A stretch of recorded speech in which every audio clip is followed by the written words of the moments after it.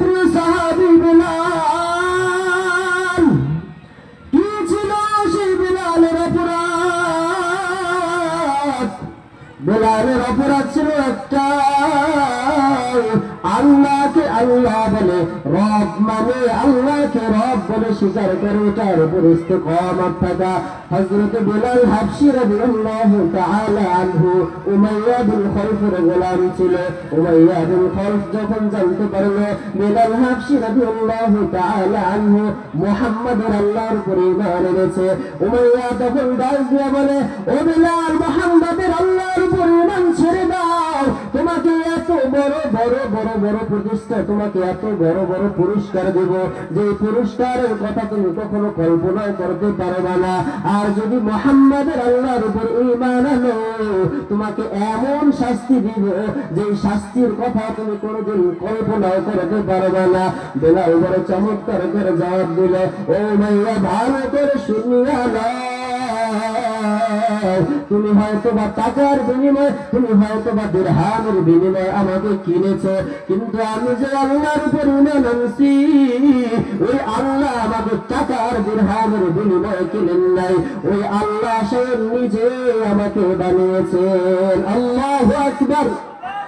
বিলাল হাবশী বড় চমৎকার করে জবাব দিল, ও ভাইয়া, তুমি আমার জীবনটাও যদি দিতে চাও, আমি আমার জীবনটা দিয়ে দিতে প্রস্তুত আছি, আমি আমার জীবনটা দিয়ে দিতে তৈয়ার আছি, তবে আমি আমার ঈমান ছাড়তে রাজি নাই।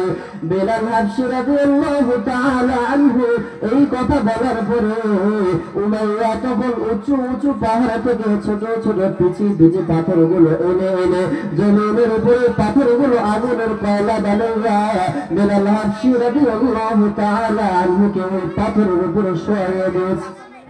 হাতের সাথে পাথর বেঁধে দিয়েছে, বুকের উপরে পাথর বেঁধে দিয়েছে, পায়ের সাথে পাথর বেঁধে দিয়েছে, হাতটাও নাড়াইতে পারে না, পাওটাও নাড়াইতে পারে না, বুকটাও নাড়াইতে পারে না। বিলালের মতো অবস্থায় তার জবান দিয়ে একটা আওয়াজ বের হয়, আল্লাহু আহাদ, আল্লাহু আহাদ, আল্লাহু আহাদ।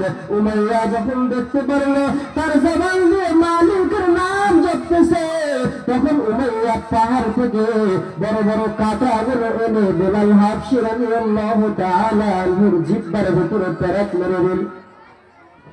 বিলাল হাবশী রাদিয়াল্লাহু তাআলা আনহু জিহ্বাটাও নাড়াতে পারে না, বড় চমৎকার করে ডাকবে, মালিক,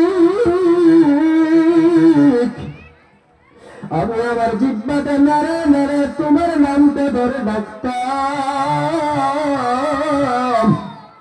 আমার জিহ্বাতে পেরেক মেরে দিছে, আমার জিহ্বাটার ভিতরে কাঁটা লাগাই দিছে। গো আল্লাহ, আমি যখন আমার জিহ্বাতে নাড়ায় নাড়ায় তোমার নামটা ধরে ডাকবো, এই ক্ষমতাটা আমার নেই রে আল্লাহ। ও আল্লাহ, তুমি তো ভালো করে জানো আমার জিহ্বাটা পেরেক মেরে আমার জিহ্বাটার ভিতরে কাঁটা লাগাইলে কি হয়েছে, আমার অন্তর তো এখনো তোমার নাম ধরে ডাকতেছে। আল্লাহু আকবার।